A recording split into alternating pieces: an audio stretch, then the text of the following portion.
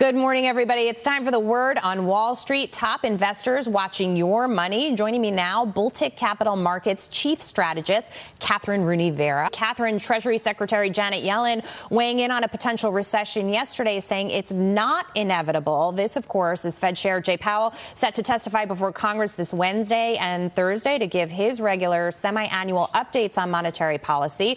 Kathryn, I'm just wondering what you're expecting or what investors can kind of hang on to right now. We know we've got more rate hikes coming down the pike. We know economic conditions are really tough for most Americans and could continue to get tougher for corporations. Well, the famous economic cycle has peaks and troughs and everything in between. So recession is inevitable. I think Yellen must be talking about for this year.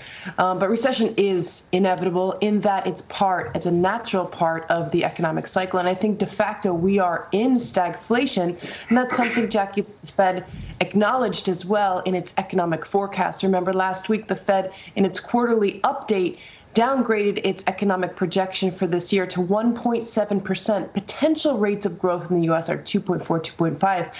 And they increased inflation forecast to above 5%. So that's the definition of stagflation, growth below potential with sticky and high inflation.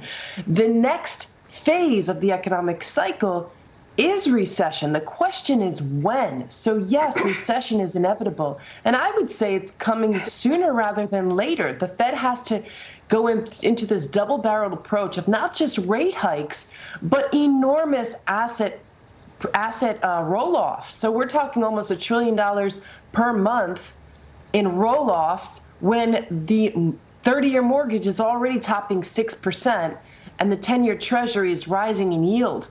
The consumer is also weakening. So I think that the picture is bearish. I've been long utilities, energy, defensives in general, staples and healthcare, and I think those are going to continue to be, Jackie, the winning trades. And Kathryn, to your point, I think there are a lot of folks who look at this economy right now and say you don't necessarily need the textbook definition of a recession to have a recession on your hands. We could be experiencing it right now or the beginning signs of it.